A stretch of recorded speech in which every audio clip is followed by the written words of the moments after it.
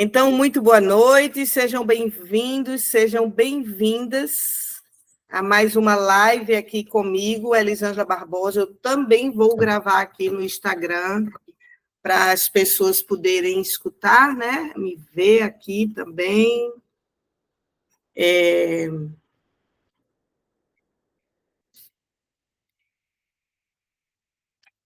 Então, a gente vai conversar hoje, conversar um pouquinho aqui, já está gravando. A gente vai conversar sobre, mais uma vez, né, sobre as constelações familiares, que tem pano na manga, viu, gente? Tem pano na manga para conversar, porque eu nunca vi uma teoria para eu poder gostar de falar, me debruçar nos estudos e preparar e montar tudo muito bem detalhado para vocês. Olha, gente, eu vou dizer uma coisa a vocês, essas lives fechadas e que eu abro aqui no Instagram, depois posto lá no meu canal do YouTube, o Papo Sistêmicos, elas é um processo para mim assim de muita gratidão, porque eu procuro, né? Eu sou uma terapeuta da constelação muito fenomenológica. Então, eu vou sentindo a vida, percebendo a vida, às vezes pelos meus processos de meditação, às vezes esse processo de silêncio que eu faço dentro de mim mesma, né?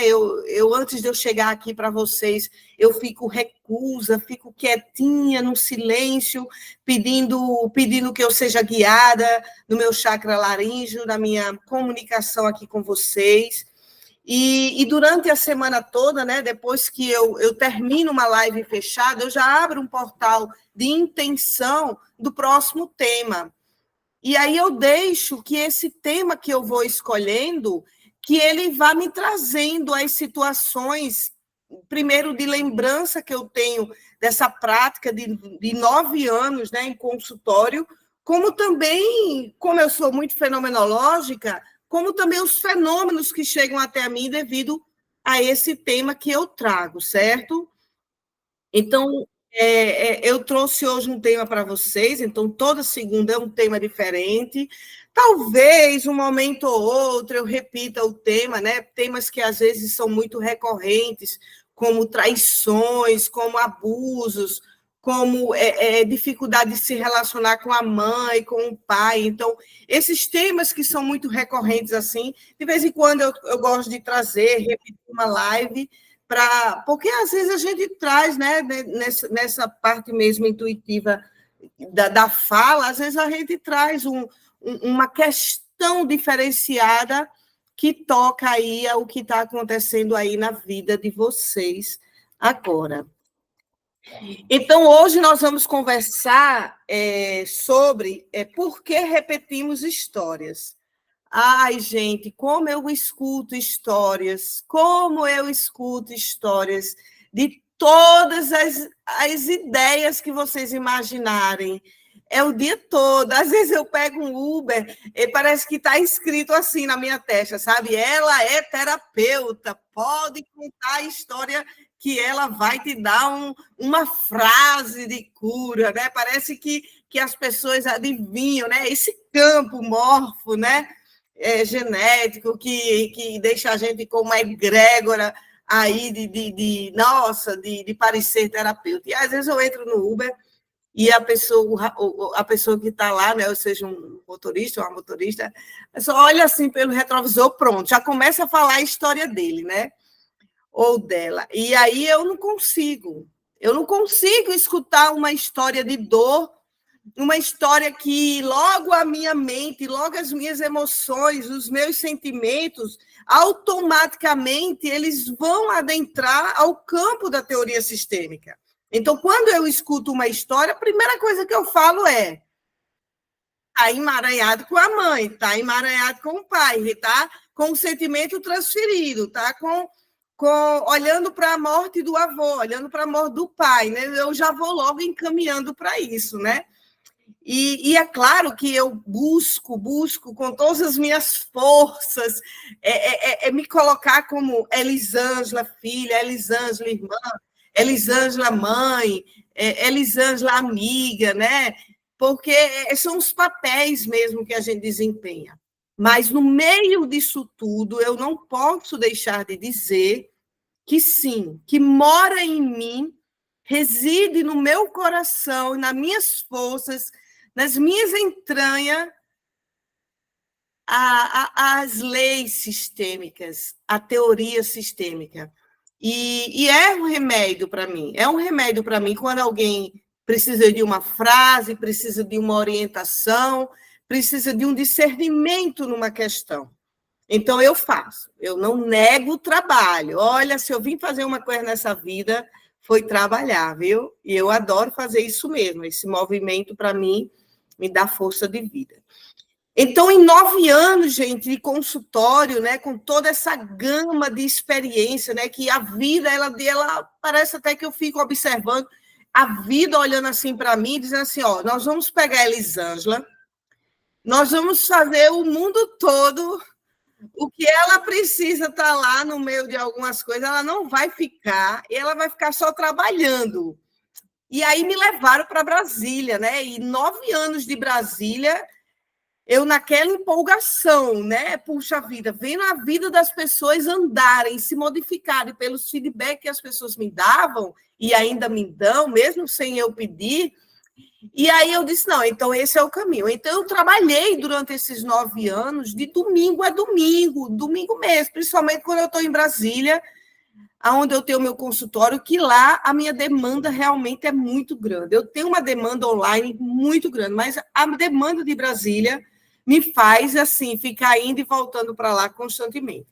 Então, nesses 9 anos, eu já escutei tudo o que vocês imaginarem de história sistêmica familiar, de dor profunda, de pessoas que ressignificaram dores brutais, que humanamente falando, não é possível que essa história que a Eli está contando é de verdade. Coisas assim que eu vou dizer uma coisa aqui para vocês entenderem, né? Então, essas histórias que me contam como terapeuta da constelação familiar me leva a entender que existe um campo de desejo que as pessoas equilibrem as relações que estão vivendo. E é isso que o Bert Helling nos deixou aqui, dentro da teoria da constelação, é a capacidade que nós vamos ter de ressignificar aquilo que nos acontece dentro da nossa família. E eu vou começar por aí, para vocês entenderem que é dentro da família que a gente, sim, que a gente adquire as nossas primeiras dores. Não tem o que a gente, depois de adulto, se espantar. Ai, meu Deus, mas foi a minha mãe que me abandonou. Eu não aceito. Foi meu pai que não esteve presente na minha vida. Eu não aceito. Mas é justamente eles que vão fazer isso.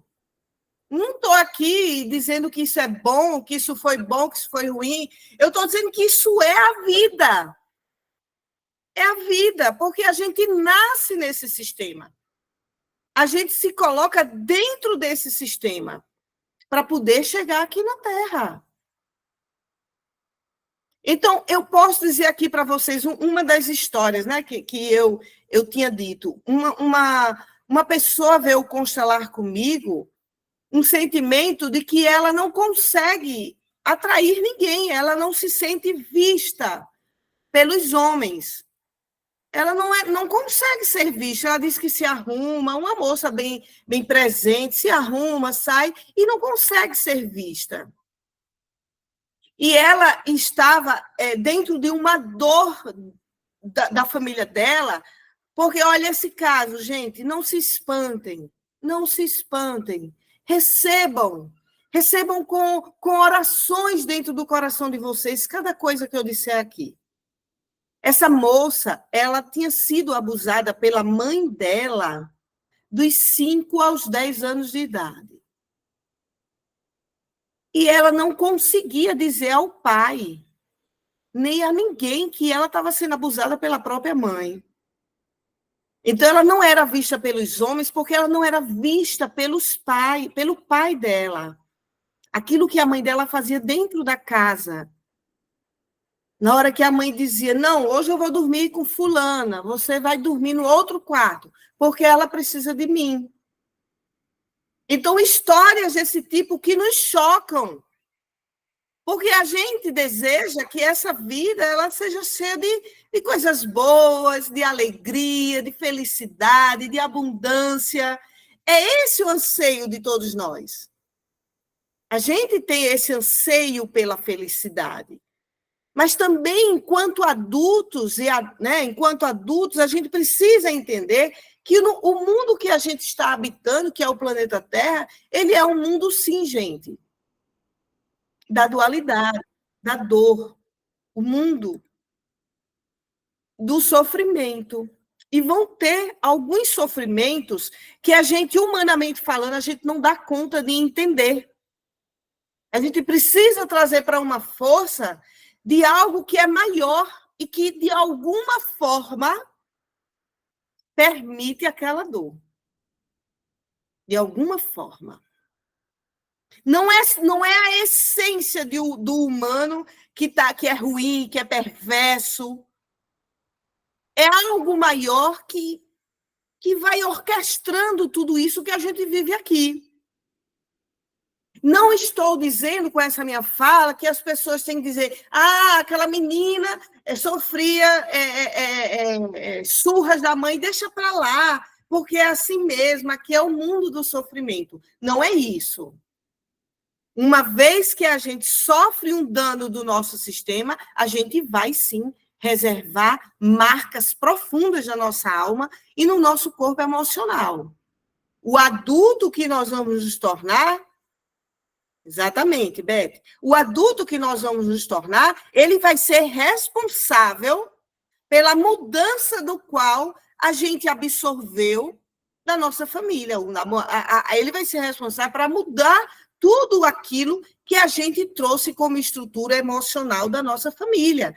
Dentro dessa estrutura emocional, as coisas boas e as coisas que não foram boas.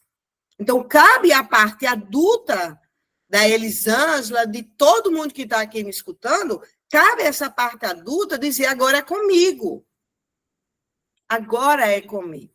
E por que eu estou começando essa live com essa fala?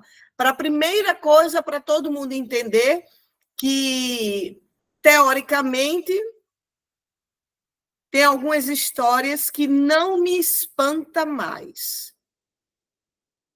Eu construir o que Bert chamou de metassentimento, é o sentimento sem emoção. Esse sentimento é o sentimento da terapeuta, não é da Elisângela. É da terapeuta, que ora escuta uma história e vai lá e faz esse corte energético para poder romper essa dor e colocar um pozinho aí de amor nessa ferida, né? Então, essa terapeuta que consegue sustentar tudo isso é porque ela construiu nela as ordens da ajuda para poder dar conta tantas histórias e não absorver para mim mesma, então não absorver para mim, né? Para esse meu campo pessoal. E uma outra coisa, e que essa forma que eu aprendi com o Bert Helling é a forma também que eu vou passar para vocês entenderem essa dor que todo mundo olha para o sistema familiar. Porque essa dor que vocês olham para o sistema de vocês faz vocês saírem da energia de vocês e tentarem ajudarem o sistema. E é por isso que existe o emaranhamento, acontece o emaranhamento por conta desse olhar dentro das emoções e dentro da memória sistêmica familiar, que vocês veem a família em desequilíbrio nas relações e tentam reorganizar tudo isso. Então, eu vou explicar isso daí também. E também para vocês entenderem, né, que Elisângela agora está falando com pessoas adultas aqui. Todas as pessoas que estão aqui são adultas. Então, são pessoas que escutam e vão analisando tudo isso e trazendo para um campo maior de consciência. Então, esse movimento é um movimento que todos nós devemos fazer quando a gente escuta algo que vai ampliar, né, a nossa vida, vai ampliar aquilo que a gente quer dizer assim, ó, eu estou parada nisso daqui, estou aqui truncada e não consigo ir mais. Então, só a pessoa adulta consegue olhar para todas essas dores para poder ir mais, ok? Então, vamos lá. Olha o tema dessa live, por que repetimos histórias? Vocês sabem que eu gosto de trazer partes teóricas, né? Para vocês, porque para minha ideia, a gente só toma uma nova consciência quando a gente tem o quê?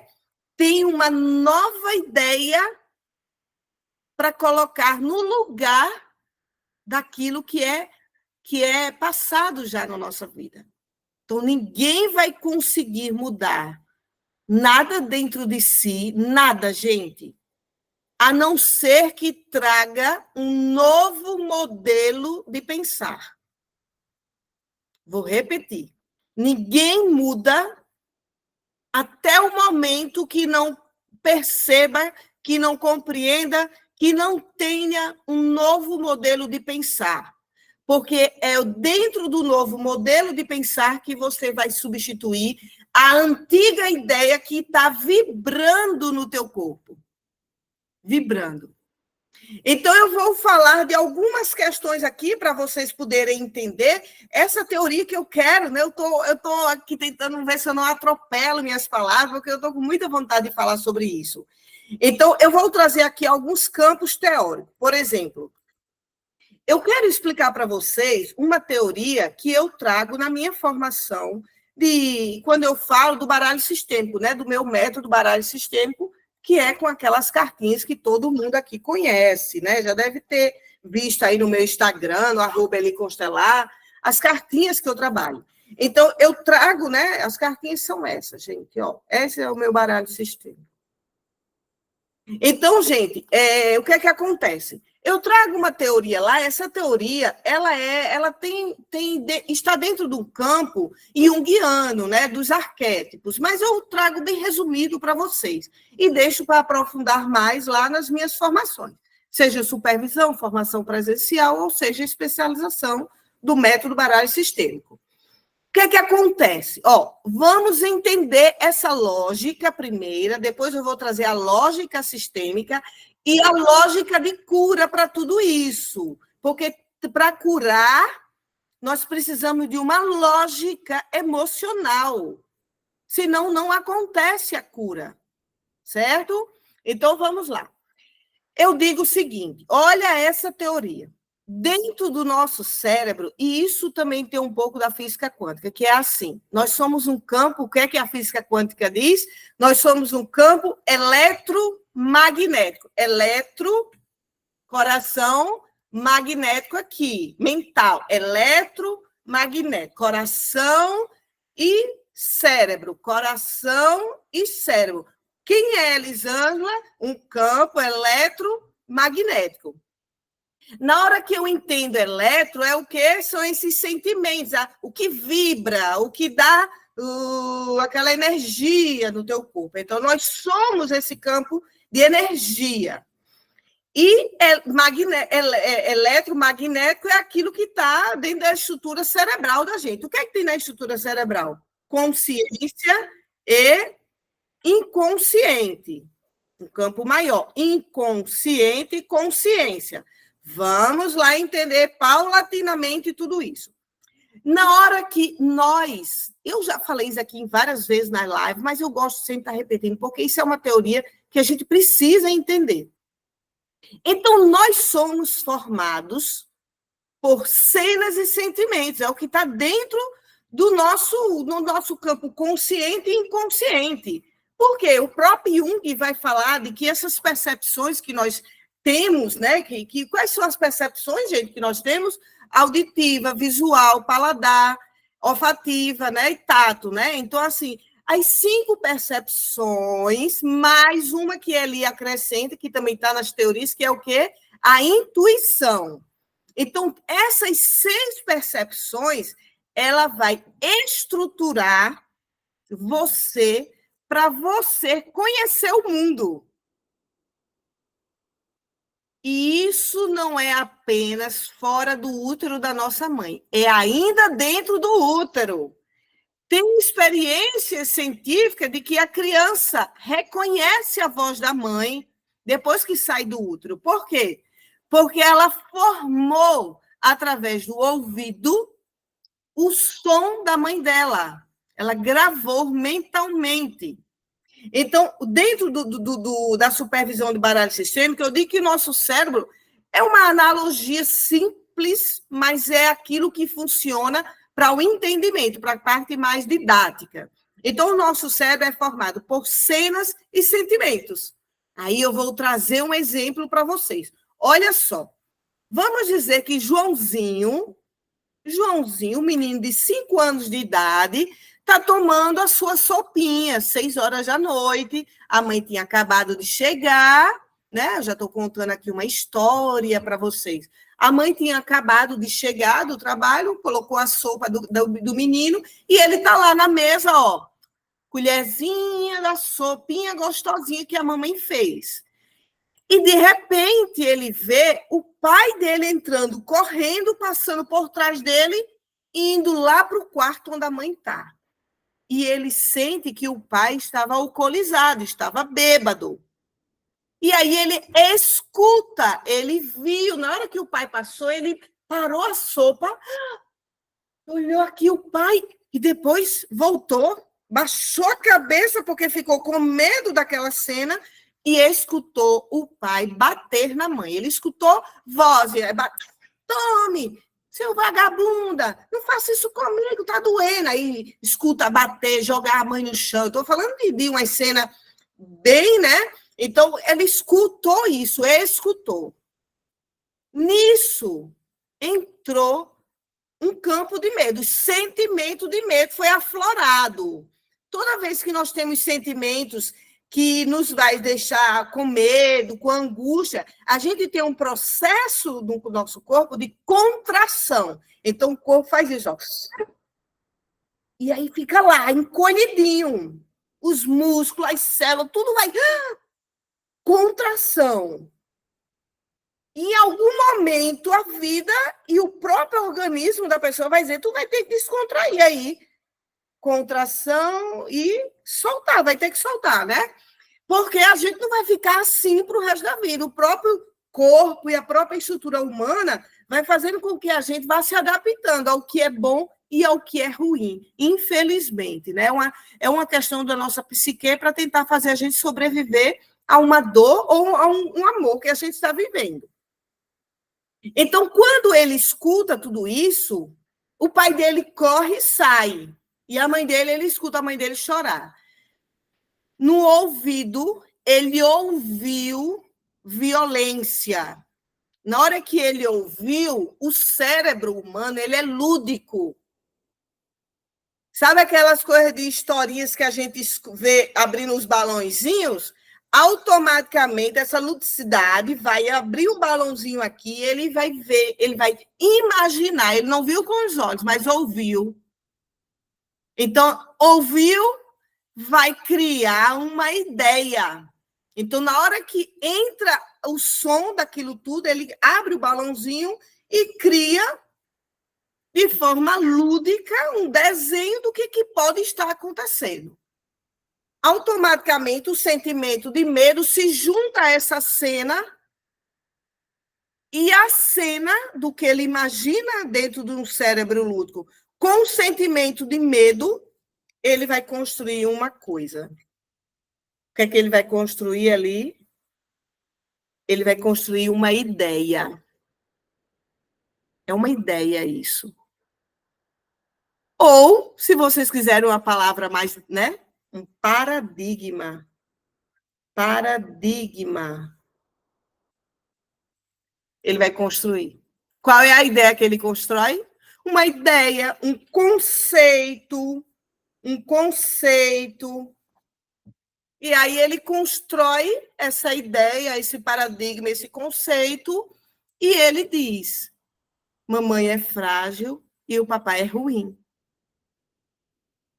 Gente, isso foi aprendido. vivenciado, apreendido percepção. Isso já é dele agora, dentro dele, no campo mental, no corpo emocional.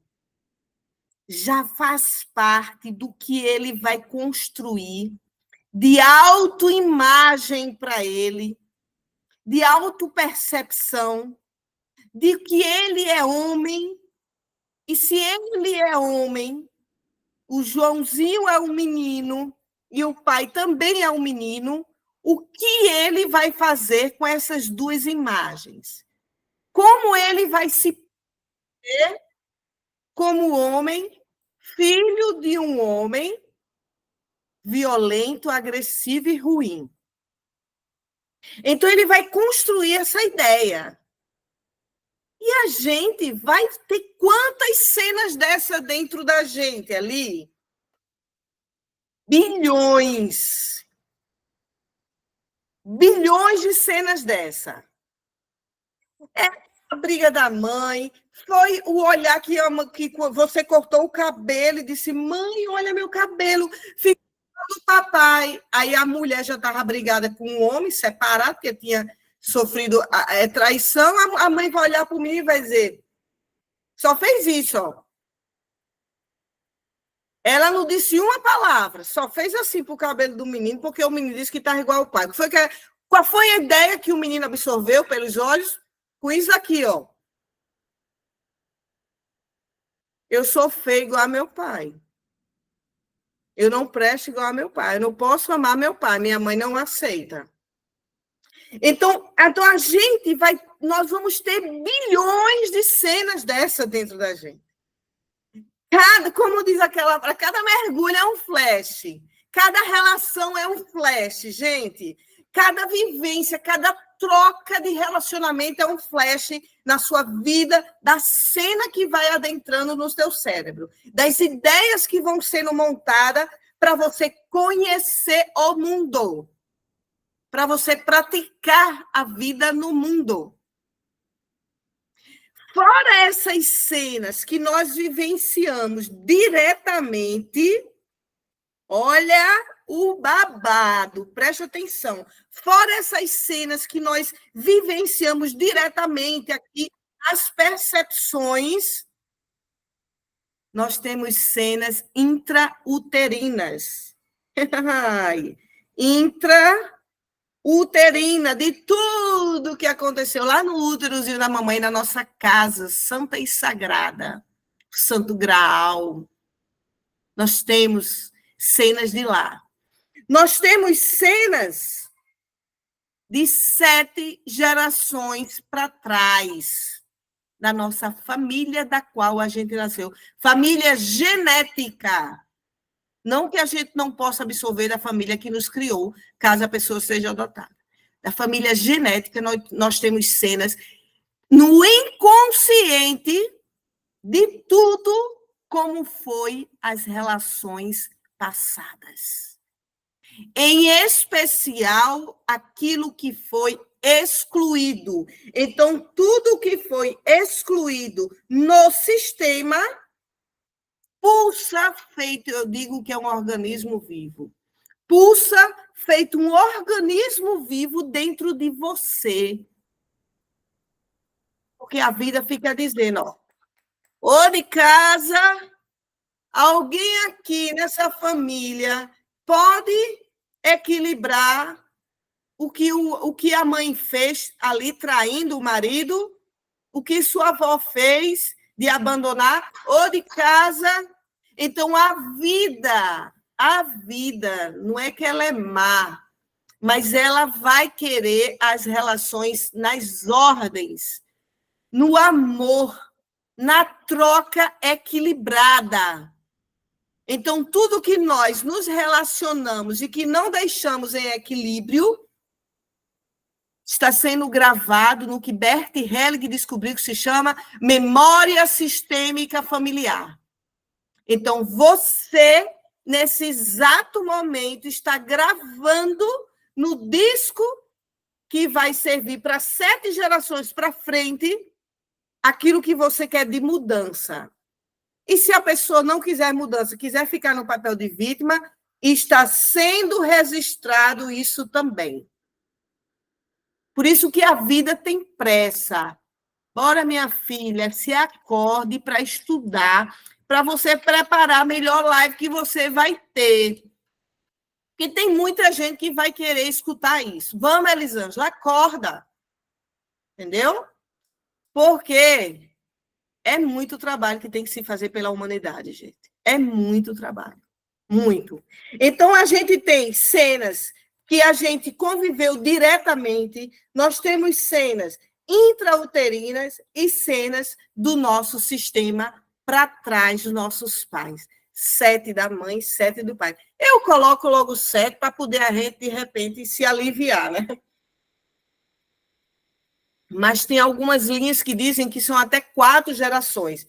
Eu já, numa constelação, eu já fui até 6 constelações com emaranhamento, com os bonequinhos, com uma paciente minha.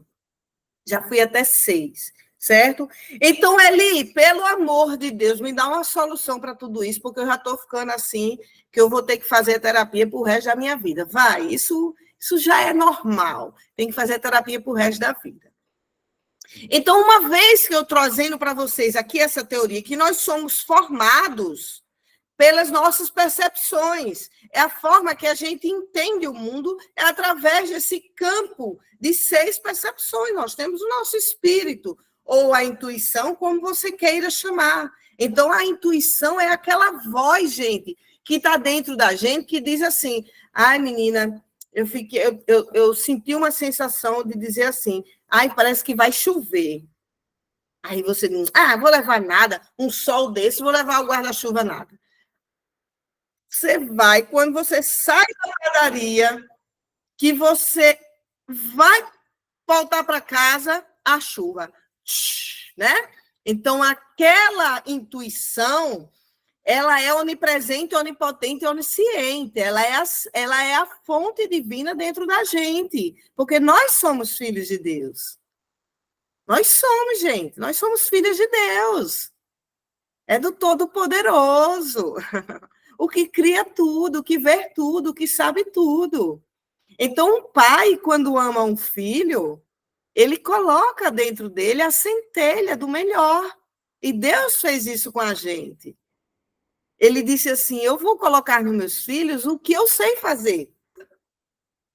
Eu sei entrar em ressonância com tudo e saber o que está acontecendo. Então, a nossa intuição, ela é essa voz, né? Até tem alguns atores, escritores que chamam de bicho, né? Como o Luiz Gasparetto, por exemplo, que ele trazia que é o bicho, né? O bicho dentro da gente, porque ele era mais xamânico, né?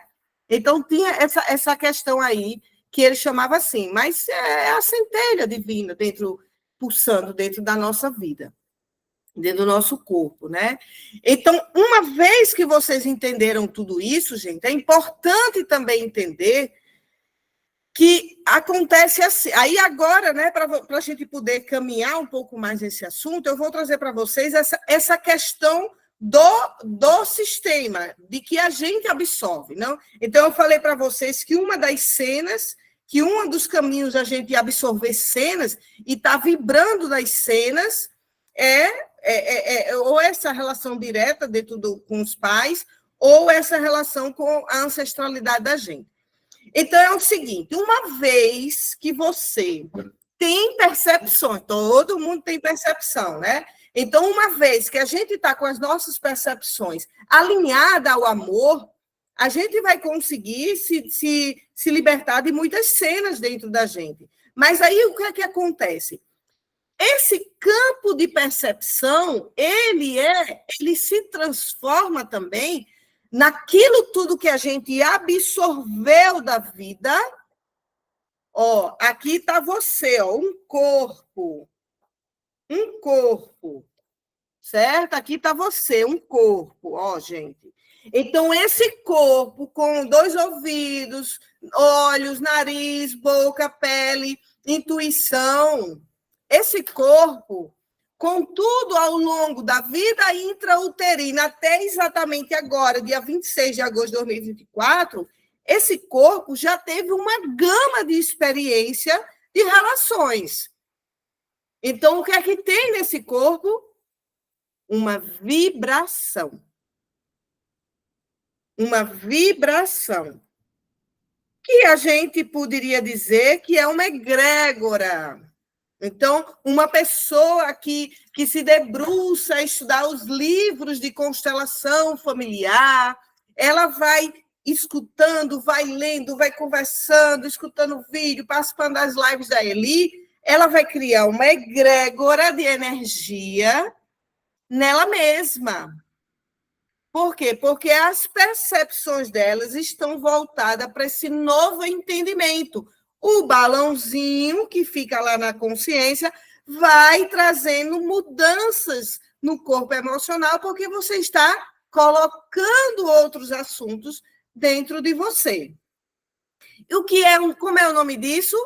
Consciência, certo? Então, esse seu campo vibracional, ele vai se tornar um imã para você atrair o que você quiser dentro do campo vibracional que você tem. Então, se você é uma pessoa que pega o celular, vai lá no YouTube, começa a ver aqueles programas policial que o homem matou a mulher, que a mulher foi traída e foi lá e matou o homem. É lógico que isso aqui... Não, mas é bem rapidinho. Eu só vejo vídeos dos Heroes, que são um minutinho ali, não, nem pega muita coisa em mim. Pega não, né? Só vai criar o teu campo de egrégora, de energia, dentro do teu corpo emocional. Então, nós somos aquilo que as nossas percepções absorvem do mundo externo. Nós somos frutos do que nossas percepções absorvem do mundo externo.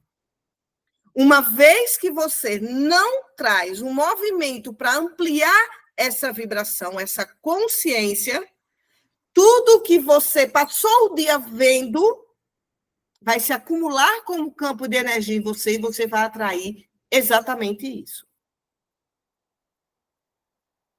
Isso. Então, o que acontece? Uma vez que você ficou com esse campo de vibração, também tem uma outra questão. Aí entra a constelação familiar. O que a constelação familiar nos diz ali? Ela diz o seguinte, que existe essa memória sistêmica familiar, do qual todo sistema tem. O que é a memória sistêmica familiar, Eli? A memória sistêmica familiar é nada mais, nada menos do que tudo o que foi de relações vividas na nossa família. É como se tivesse uma caixa preta, e aí dentro dessa caixa preta, aqui em cima, aqui tem a mãe, abaixo, o pai, o irmão, a avó, a tataravó, ligada por um fio aqui. Vamos dizer que é um fio no chakra coronário, que liga essa caixa preta. Pronto. Se aqui morrer todo mundo, ficar apenas um ligado à caixa preta, na caixa vai conter todas as experiências de relacionamentos do nosso sistema. Então, olha a boa notícia, essa caixa preta chamada de memória sistêmica familiar, ela só está na nossa memória. É aí que a constelação vai entrar com a esperança, como dizia Silvio Santos, com a porta da esperança, com a esperança de que a gente pode, se a gente pudesse, a gente fazia assim, né?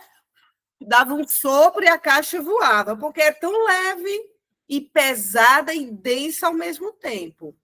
Pesada e densa por quê? Porque a memória sistêmica familiar ela guarda, e o Bert Helling descobriu que ela guarda o que foi excluído. Então, uma pessoa que assassinou outra, pessoas que sofreram abusos, muitos abortos, suicídios, abandonos, traições, dependências, vícios. Tudo isso vai ficar gravado aqui. O que é essa caixa preta? É a cultura da sua família, a cultura das relações. São as ideias da tua família, as ideias das relações. O que é essa caixa preta? É a forma que souberam sustentar a vida. É a forma que conseguiram sustentar a vida. Está tudo aqui registrado. Dentro do sistema psíquico da gente, quando a gente, no nosso sistema psíquico, quando a gente olha para a caixa preta, a gente diz, opa, lá atrás houve muito aborto. Minha bisa morreu no parto. Aí o que é que o sistema de defesa psíquico, junto, acoplado a essa caixa preta, porque nós somos ligados energeticamente pelo elástico invisível a essa caixa. Eu tô fazendo aqui, sendo bem didática com vocês, tá? Então, nós temos o elástico invisível ligado a essa caixa preta, que está lá, tem tudo que aconteceu, de bom, de ruim, tudo que aconteceu. Vai ficar pulsando mais dentro de um campo energético, porque é o que a caixa preta? Pensamentos, ideias, paradigmas. Tem aqui dentro. Ela pesa, Eli. Ela pesa, porque pensamento pesa. Pode se aproximar perto de uma pessoa que tem raiva, que tem palavras agressivas. Você chega junto dela, você vê um campo pesado. Você sente, aliás, né? A gente não vê, a gente sente. Então, a caixa preta pesa. Se você também chegar perto de uma pessoa que é leve, e uma pessoa que está sempre sorrindo, que pensa gratidão da vida, você sente o campo de leveza nela, né? Então, do mesmo jeito, a caixa preta, ela pesa. Por que ela pesa, Eli? Porque ela contém pensamentos. E pensamentos pesa para dedéu, gente. Pesa muito. Tanto é que quando eu constelo 4 pessoas, o meu máximo é 4. Mas às vezes eu digo, não, peraí, surgiu mais um, eu constelo 5 pessoas, eu saio pesadíssima. Porque tem um campo de pensamentos fluindo. É invisível, mas existe. Então, dentro dessa memória sistêmica familiar, contém lá, vamos pensar assim, paradigmas. Qual é o paradigma? Eu vou aceitar ser traída porque eu não tenho condições de manter a vida sozinha. Foi um paradigma. Está errado essa mulher, parando para analisar lá no tempo dela, que ela não tinha estudo, era uma mulher humilde, e aí encontra o marido que banca tudo. Por que não ficar lá? Por que não? Eu não estava lá na pele dela para dizer, então, qual é o problema? O que a gente precisa entender é que a gente precisa dizer para os nossos antepassados, para mim não dá certo. Eu não vou conseguir viver assim, mamãe, como você, submissa. Mas, para você poder pensar assim, você teve uma base familiar que lhe deu a liberdade de pensar. Essa live é só sobre pensamento, campo vibracional do pensamento. Então, uma vez que está lá, vocês já entenderam aqui que nós absorvemos as ideias, os paradigmas, os conceitos, a partir das nossas percepções. Uma vez que vocês entenderam que o campo familiar existe uma caixa preta aonde está armazenada todos os paradigmas, ideias, conceitos, tudo. Em especial, fica pulsando aquilo que está em desequilíbrio. E é aí onde mora o repetir a história dos nossos antepassados. É exatamente aí que reside a força, porque é uma força, a força que impulsiona você dentro do seu inconsciente, ou da sua alma, ou do seu espírito, você olhar para trás, não com os olhos físicos, mas olhar com os olhos daquilo que vê tudo, da tua intuição, do teu inconsciente, da tua alma, e você vai na cena exata que precisa ser organizada. Na cena exata. Olha a precisão da nossa alma de encontrar uma cena dentro da nossa família que foi vivida há 30, 40, 50, 60 anos atrás, e a sua alma pescar assim, ó.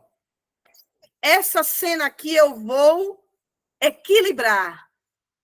Essa cena aqui que o vovô morreu no acidente, eu equilibro. Essa outra cena aqui que a vovó morreu no parto, eu equilibro. Essa cena que a mamãe foi traída, eu equilibro. Essa cena de tantos abortos, eu equilibro. Essa cena que mamãe nunca mais casou, que ficou na solidão, eu também equilibro. Então, o que é a repetição dos padrões familiares, as repetições dos modelos de relacionamentos? É um desejo da nossa alma profundo de dizer que amamos nossa família. Eu te amo, família. Eu te amo, mãe. Eu te amo, pai. E em nome desse amor, eu também repito essa história. E aí você repete, como uma defesa psíquica, se a gente for para a área da psicologia, como uma defesa psíquica, da tua psique, porque a psique está pronta lá para proteger você da morte, deixar você viva. Então, se sua alma resgata uma cena que sua bisavó, por exemplo, morreu no parto, e você joga isso para a tua psique, a psique vai dizer assim, ó, eu tenho um caminho, não engravida não, vice? Fica sem engravidar, porque se tu engravidar, tu também vai morrer igual a bisa. Aí o sistema de defesa psíquico bloqueia você e você vai lá no médico e diz, não, o médico diz, está tudo perfeito. Você não tem problema, você pode gerar filhos. Mas a tua emoção está contraída. Sua emoção está contraída. Na hora que você está bloqueada, parada na sua vida, é porque sua emoção está... não consegue dizer, bloqueia, contrai. Qual é o movimento de cura? A expansão. Como é que a gente expande? Ressignificando, colocando outra ideia em cima daquele paradigma que bloqueou você. Que sua alma olhou e disse, vai ajudar ali, ó. A tua mãe está só. Casou, se separou, não tem mais ninguém, vai ficar com ela. Então, quando a gente olha para trás e a gente vê a mãe da gente na solidão, a gente vai dizer assim, pelo amor, mamãe, eu fico com você aqui. Quando a gente diz, eu fico com você aqui na solidão, mamãe, eu fico com você, papai, na doença, sabe o que é que a gente entende que, na consciência, o que é isso? A expansão do nosso amor. Ai, que leveza. Estou sofrendo igual a meu pai, sofrendo igual a minha mãe. A respiração de quem está na inocência do amor cego e emaranhado, a respiração é uma respiração mais leve, mais branda.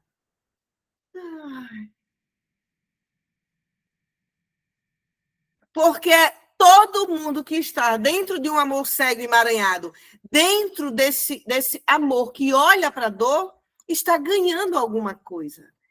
nem que seja ganhando a atenção inconsciente da mãe olhar e dizer, mas menina, por que essa menina nunca dá certo nos empregos dela? Não estou entendendo. Então, o que é que acontece? O que é que acontece? Porque muitas pessoas não conseguem curar esses movimentos dentro de si. Porque é o seguinte, na tua consciência, você tem o quê na sua consciência? Você tem aqui, você tem uma vontade de ir mais, de casar, de ter filho, você tem uma vontade de... Vou falar agora, querida Rosana. Então, a gente tem vontade de ir mais, tem vontade de fazer um monte de coisa. Na consciência também tem o grau de estudo da gente, o tipo de música que a gente gosta, né? O que a gente lê de livros, o que a gente olha no YouTube, né? Isso tudo tem na nossa consciência. No nosso inconsciente, que é um campo totalmente vasto. Eu acho que vocês aqui já devem ter visto um iceberg, né? Então, o iceberg, a pontinha dele é a consciência da gente. Tudo que está abaixo da água é o inconsciente.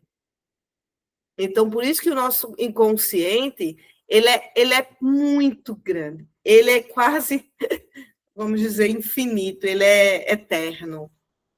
Então, no inconsciente da gente tem o quê? Tem tudo isso que eu falei para vocês, todos os paradigmas que as percepções de vocês já absorveram do útero da mãe de vocês até agora. Está lá no inconsciente. Cenas e mais cenas andando para cá, para lá.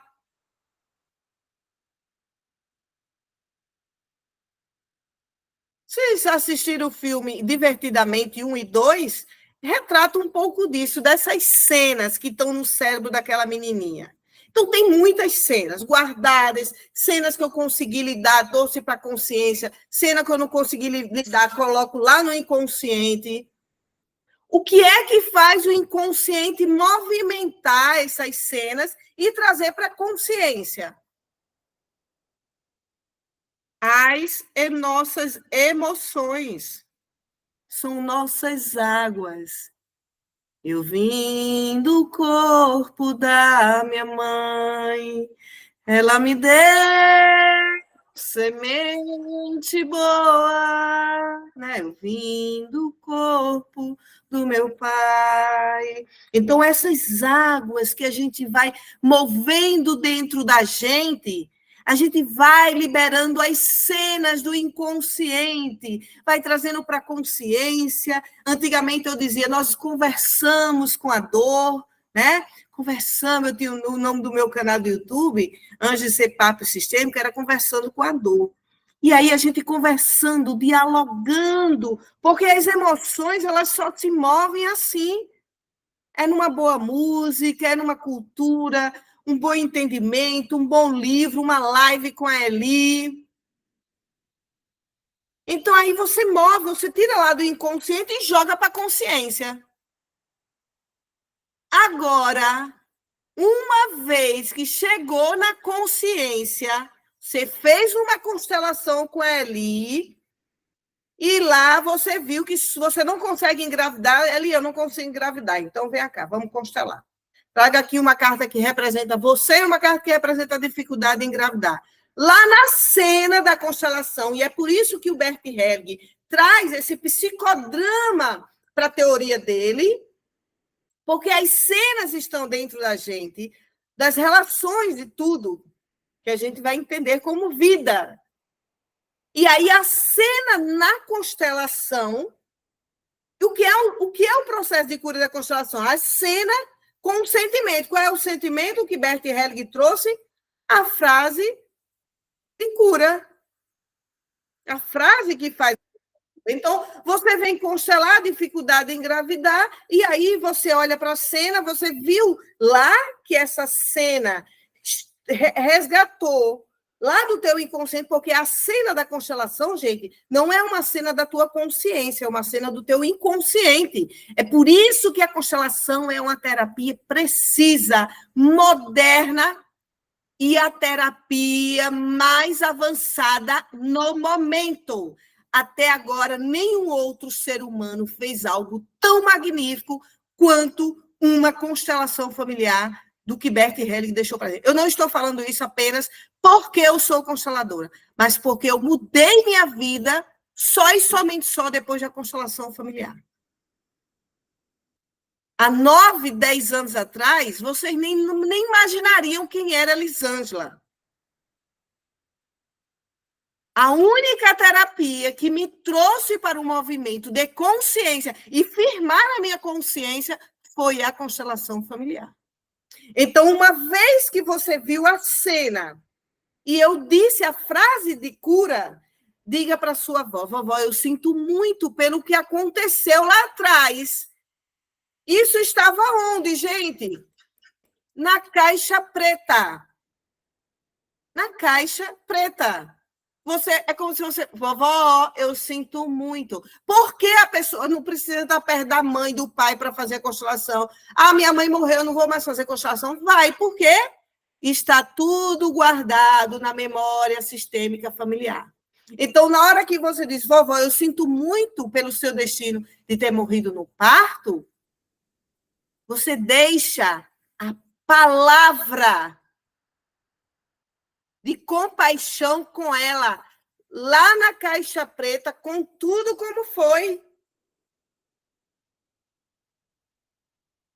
O que é que vai diferenciar uma pessoa que faz uma constelação e que não muda o processo dela para outra que muda? Porque uma vez que você deixou, capte tudo que eu vou falar agora. Escrevam, anotem. Uma vez que você deixou o destino da sua avó, da sua bisa, de ter morrido no parto com ela, você traz para a consciência um novo paradigma, uma nova ideia, um novo conceito. Gente, que top!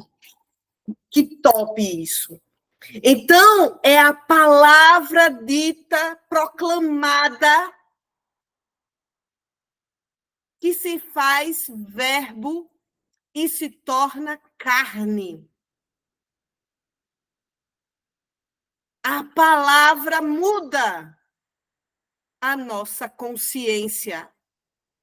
O que diferencia uma pessoa que não consegue mudar com um processo de cura e outras que conseguem, porque aquelas que mudam pegaram a palavra e disseram para si: essa é minha nova forma de ver a vida. Então, significa que a constelação ela é proativa. Você é agente ativo dentro do seu processo de cura. Eu sou apenas a ponte, a sua supervisora, a sua mentora, a pessoa que faz live, apenas isso. Você pode passar 30 anos escutando as minhas lives. Se você não sair daqui hoje e colocar em prática uma nova ideia do que você aprendeu aqui, você vai passar a sua vida inteira gastando seu dinheiro em terapia. Sua vida inteira. Porque a constelação, ela não quer um paciente passivo, aguardando o super-herói, o salvador. Ela não quer. Por isso que ela olha assim, diz assim: não é todo mundo que consegue chegar a mim. Por quê? Porque quem não quer ser ativo na sua vida, quem não quer transformar a sua vida, fica no inconsciente, pulsando dor, e dor por cima de dor. Foi o que fizeram comigo, foi o que me fizeram, foi minha mãe, foi meu pai, fico aqui com minha criança, aguardando minha mãe vir dizer: me perdoe. Vim fazer meu pai assumir a minha vida, que nunca assumiu, me pagar uma pensão. São as vítimas que não querem curas, querem apenas aliados à dor delas. Então, o processo de transformação, de fato, só acontece quando movemos nossas águas, tirando, conversando com as nossas dores, nos questionando Aonde dói, Eli? O que é que está acontecendo que você amanheceu triste hoje, Eli? Você se olhando no espelho e dizendo: o que é que está acontecendo? Gente, eu vou dizer uma coisa para vocês, da minha experiência de vida. Eu fui muito preparada para eu chegar onde eu estou aqui agora. Primeiro que a vida, antes, né, antes de tudo isso, eu não tinha R$ 1 para fazer terapias. Eu não tinha dinheiro. Não tinha possibilidade. Ou eu comprava comida, eu pagava o aluguel, eu fazia terapia. Então, foi que eu decidi, eu disse, eu vou me curar. Então, eu aprendi um caminho de conversar comigo mesma, de estar na frente de um espelho conversando, catucando a minha alma, o meu inconsciente, que é a experiência que eu trago para todos os meus cursos de vivência. E é a capacidade de você se curar por si mesma. E por que nós temos essa capacidade? Porque a gente que sabe da gente. Quem tem o inconsciente é você. Agora, é claro que esse processo que eu fiz foi um processo porque nem eu sabia que eu iria estar dentro de um campo onde eu já atendi mais de 2.000 pessoas, já passaram por mim de atendimento. Nem eu imaginava isso. A vida foi me colocando, né? Então, isso tudo foi acontecendo comigo, de eu me curar só, para poder entender, ó, tu segura aí, porque tu vai ser calejada, viu, bichinha?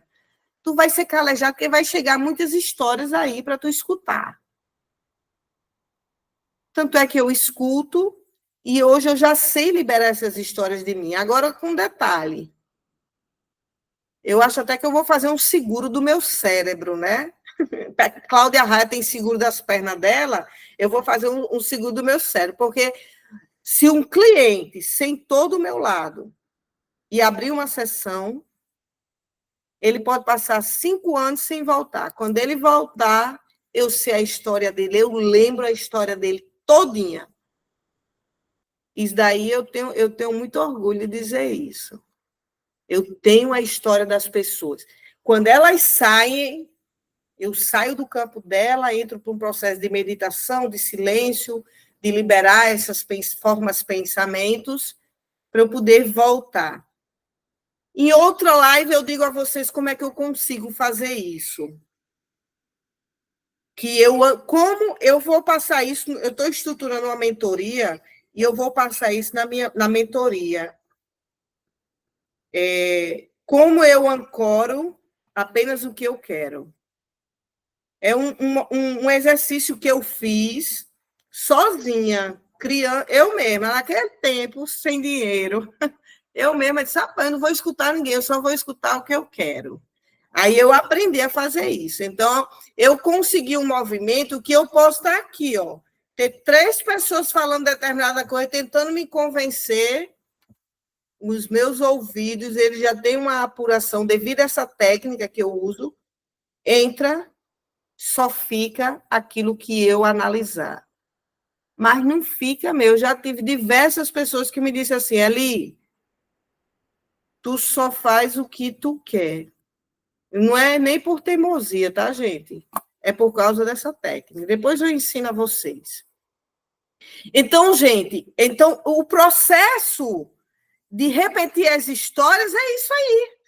A gente repete por puro desejo de amor ao nosso sistema, por pura vontade de dizer assim, eu equilibro as relações.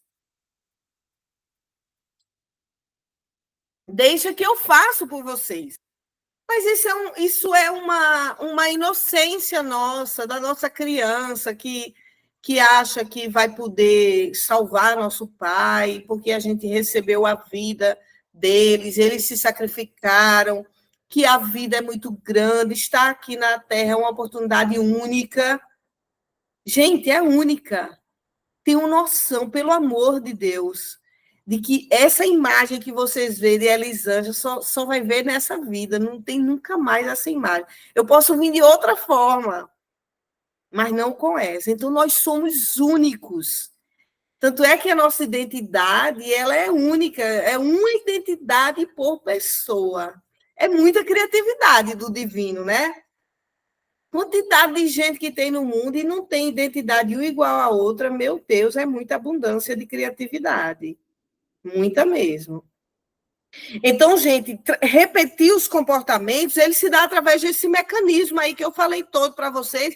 Depois vão rever essa live, vai ficar lá no meu canal do YouTube, no Instagram. Vão rever para vocês entenderem, né?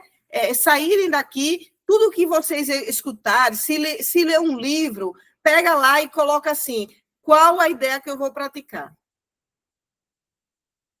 Qual paradigma eu vou mudar dentro de mim? Então, é prática. É a mesma coisa. Ah, peraí, o exercício para deixar o glúten bonito e grande é esse aqui específico. Aí você vai lá na academia e pratica.